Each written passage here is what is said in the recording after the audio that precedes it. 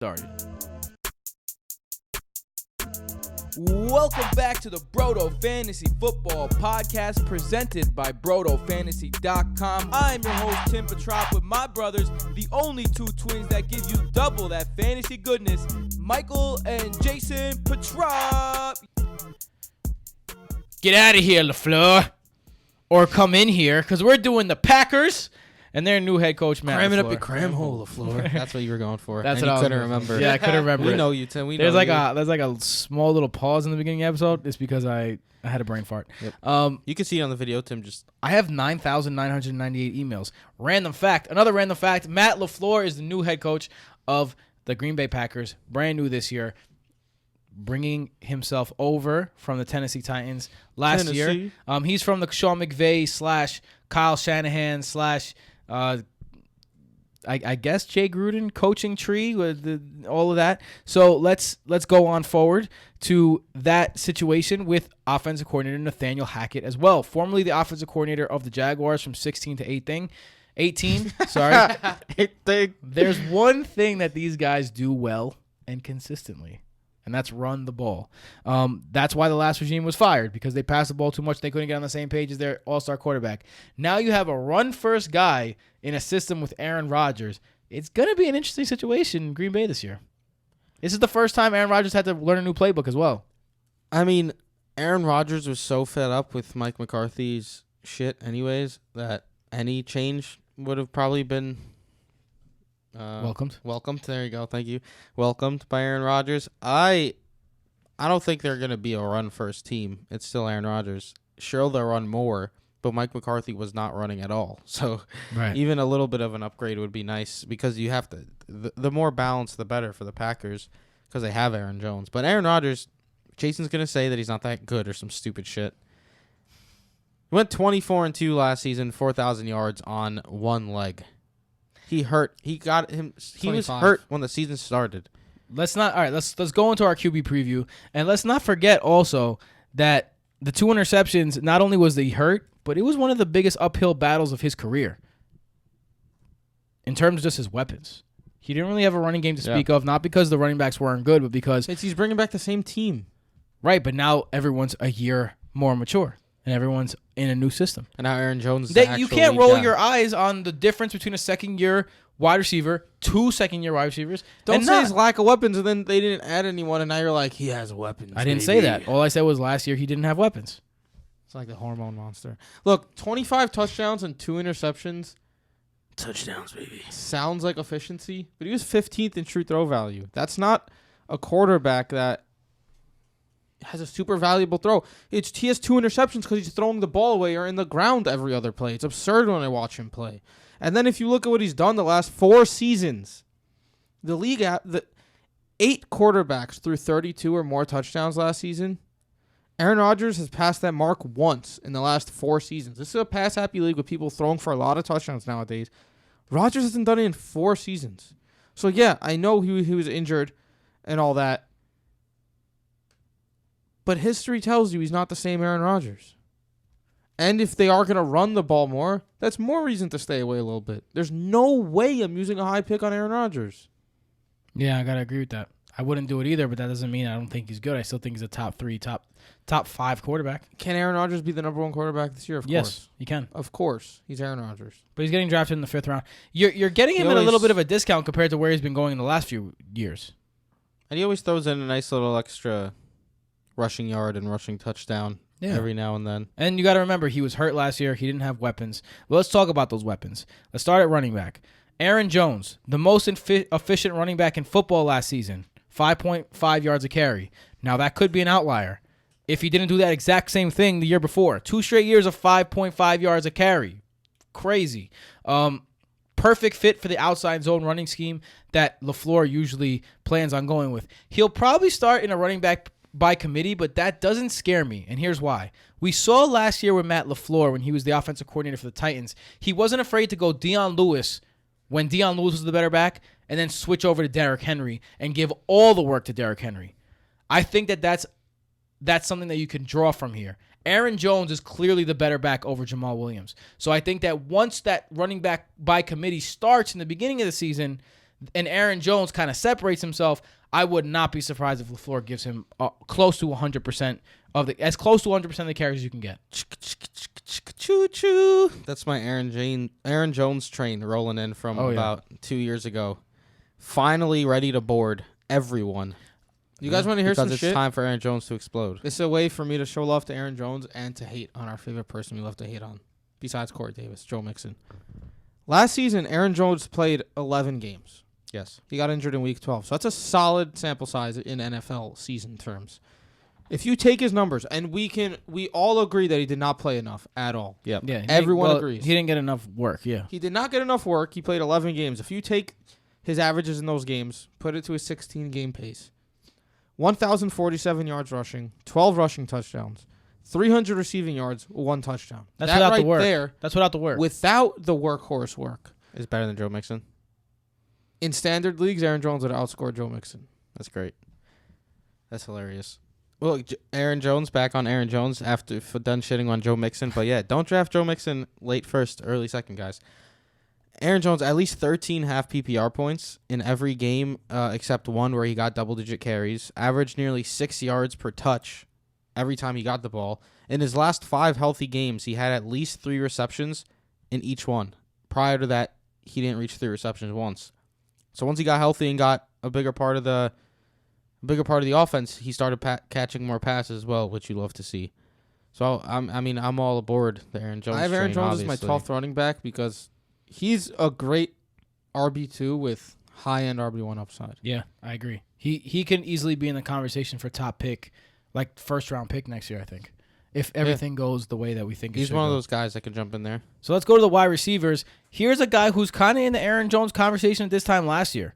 Davante Adams was a little bit being drafted over, 3rd, 4th round kind of pick last year. He was like late second, early third. I got him in the 3rd round. He wasn't the first rounder he is now, though. Yeah, he's definitely not. Sang his praises last year. He's the number 1 wide receiver for Aaron Rodgers. Now, he got a lot of looks last year, but look at Corey Davis. Like, he got pounded with targets last year. So that LaFleur system, it's not bad for a number 1 wide receiver to get a bunch of looks. Now, are the people going to be better around him? Yeah, probably. But that doesn't stop me at all. I think Davante Adams is worth being the number 1 wide receiver. I'm going to jump in here just to tell you about Davante Adams' ridiculous consistency last season. He was fully healthy, right? He played 15 games. Had a touchdown in 11 of those 15 games. The games where he didn't score a touchdown, 8 receptions for 81 yards, 5 receptions for 133 yards, 10 receptions for 166 yards, and 8 receptions for 119 yards. His lowest output in half PPR was 12.1 points. He was amazing to have on the team last year. You take his worst game of the season and multiply that by 16, he's wide receiver 14. Oh, shit. His worst game of the season, multiply by 16, wide receiver 14. That's how ridiculously consistently great he was last season. Yo, that was a fire stat, Michael. Did you do that yourself? How unbelievable is that? I was looking at his stats. I was like, wait, what's his worst game? I saw 12.1 points. I was like, hold up. That's very good. Yeah. And I realized that's wide receiver 14 and have PPR. That's crazy. Like we said, nothing not to like about Davante Adams. So let's talk about the battle. I think Jason's going to jump on this one. Are you team MVS or are you team Geronimo? Let me just put it out there first. I'm team MVS. Physical freak, 6'4", 210 with a 4.3 speed. Coaches singing his praises at the moment. Historically, the number 2 receiver in Green Bay holds more value than the slot receiver in Green Bay. Outside of that one Randall Cobb season where he was great and another Randall Cobb season where he was all right, the number 2 receiver had better years and more touchdowns significantly. Think about it. James Jones, Davante Adams, or Randall Cobb. Who are you owning in those seasons? Most of the time, you wanted Davante Adams and you wanted James Jones. So that's why I want MVS. He showed that he has a rapport with Rodgers last year. Now, there was situations where he called a play and McCarthy called a play, and he didn't know what to do with it. But when you're talking about a guy who's 6'4" with 4.3 speed, and he has Aaron Rodgers as a cornerback, sign me up. I'm all in. Geronimo Allison, not to say he's not good, but Jason, which side are you on, MVS or Geronimo? I'm on board to draft either of them as your wide receiver 4. Okay, that's a little different. I'm thinking of him more of a wide receiver 3. I think MVS is wide receiver 3 potential. I was going to say neither. What if neither is the answer? If you look at history, I think you're going to say Geronimo Allison 100%. 2014, if I'm going to pick one, it's Geronimo Allison. 2014 was when Randall Cobb had his exploding season. So we had Cobb and I think James Jones or someone else. I don't remember off the top of my head. The two wide receivers who were very effective. Then 2016, we had Davante Adams and Jordy Nelson. 2015, 17, and 18. There was not a wide receiver 2 that was worth owning in Green Bay. History tells us that the odds are not in their favor. And Aaron Rodgers has been a worse quarterback recently. We were just talking about it. If they're going to run a little bit more this year, that limits their upside. What if Aaron Rodgers likes both of them and they cannibalize each other? So rather than both being wide receiver 3s, they both just flip-flop weeks. I mean, I think that's what you saw in Green Bay with the years you're talking about. Because those years, Davante Adams had a good season, and Randall Cobb had good seasons. It's just that they're kind of like 800 yards each, 600, 800 yards as splits. That's the problem. Just wanted to throw out there that everyone's arguing MVS or Allison. No one's discussing the option of neither. Michael? Fair enough. I mean, you also got St. Brown there. You got Jamal Moore. You Kumaro. got Jake Kumaro. We'll talk about St. Brown. So those are other guys who are big spark athletes who could make a difference. MVS, I don't think I'm going to draft MVS. I don't have any shares of him yet. He was very ineffective last season, playing a big role.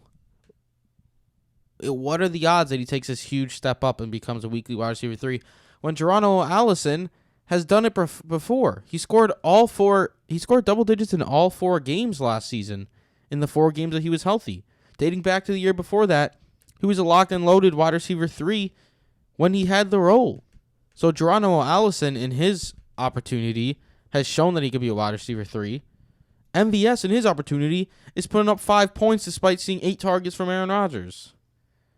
So if I had to choose one, it's Allison. I don't own any shares of either yet because I still don't love taking them where they're going in the 9th, 10th round. But I personally currently prefer Geronimo Allison.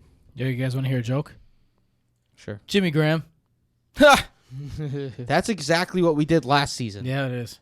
We said Jimmy Graham. Are you kidding? You're really going to draft Jimmy Graham in the 5th, 6th round? We all were like, please, for God's sakes, if you listen to us, don't pick this guy. Yes, it was Jimmy Graham. And if you did, oh boy. Please, for God's sakes, don't draft him again this year. There you go. So let's go to our last category, one injury away. I'm going to start because we already mentioned him. Equinemius St. Brown. Look, 6'5". You just like saying his name. 20 catches as a 5th-round rookie. A-Rod targets, like you said, is worth a lot. If MVS goes down, or if not what I said. If Davante Adams goes down, well, they were worth a lot before last year. If Davante Adams goes down, dude, you're talking about a player that I want. 20 catches as a 5th-round rookie. There's something to be said about that. 20 catches? I think you're hyped about 20 catches? One thing, let me tell you something. Because I'm 30 years old. These guys over here are not. They're younger than me. And I want to tell you this because you forget. People are calling Jameis Winston, Marcus Mariota a bust. They're calling Equinemius St. Brown, he had 20 catches as a fucking 5th-round rookie. Yo, Aaron Rodgers didn't even play until this season for Jameis Winston. Yawn. What does that mean? It means, for Jameis Winston? What does that mean? This is Jameis Winston's 4th season, and that's when A-Rod. And we're already calling him a bust. Oh. People got to remember that these young players have to develop a little bit. Like, everyone's like, Mitch Trubisky can't throw. Dude, it's his 3rd year. Like, for real. Like, everyone's... Get a hold of yourselves, people. A nerve, folks. Yes. I can't believe how many fantasy experts are out there just, like, condemning people like they can't do anything anymore. It's crazy. Just because they had 1 year. And they're 22. It is nuts. Sometimes I don't know about crazy. Mariota and Derek Carr are trash. I'm feeling 22. I think it's too early to say that. My injury away is MVS/Allison. If one of them gets injured, the other will shine. Deshaun Kaiser. I'm kidding. It's the receivers. Same thing. The receivers. Whichever one, if there is an injury and they're able to actually step up and be the wide receiver 2, then it'll be a good thing. We're all on the Green Bay receivers, but only if Davante Adams gets hurt. Michael, where can they find you? Except Davante Adams. Got to keep him. Yeah. At Mike_Petrop. Jason Petrop. You can find me all social media outlets. I was about to say more about the Packers, but we got to end this. At Tim Petrop on all social media outlets. Also, Patreon.com/BrotoFantasy. If you want to support the show, please support the show. Please We do. appreciate it. We Please. very much appreciate Much it. love. We're trying to become independent. Please help us on our journey to do that. Also, what else we got here, fellas? We got youtube.com/BrotoFantasy. So watch the video where there's 32 videos of 32 teams coming at you. That's right. With an intro made by yours truly.